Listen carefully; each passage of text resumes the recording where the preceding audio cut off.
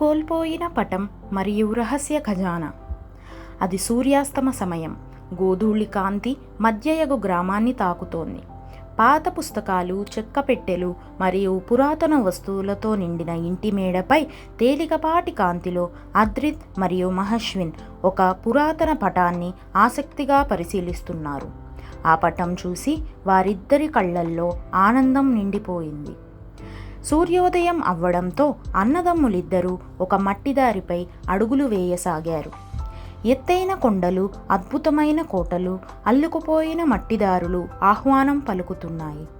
ముందు పొగమంచుతో కప్పబడిన అడవి ప్రాంతం. అడవి జీవితం ఒక మహిమాన్విత మంత్రంలా ఉంది. ప్రకాశించే పుట్టగొడుగులు మార్గాన్ని వెలిగిస్తూ ఉన్నాయి. ఆకర్షణీయమైన జీవులు అడవిలోంచి తలెత్తి అన్నదమ్ములిద్దరినీ ఆసక్తిగా గమనిస్తున్నాయి. అడవిలోంచి ఒక మహద్భుతమైన కోట కనబడుతుంది.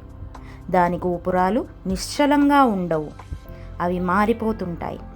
గోడలు మెరిసే లోహంలా మెరిసిపోతున్నాయి. అన్నదమ్ములు ఇద్దరూ లోపలికి అడుగులు వేయసాగారు.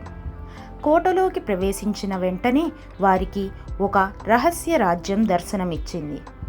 తేలిపోతున్న ద్వీపాలు, పైకి ప్రవహించే జలపాతాలు, మెరిపించే వృక్షాలు, గాలిలో ఒక ప్రత్యేక శక్తి ఉంది.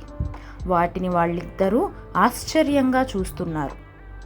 రాజ్యంలో సుదీర్ఘ అన్వేషణ తరువాత వారికి ఒక పురాతన శిలాశాసనం కనిపిస్తుంది.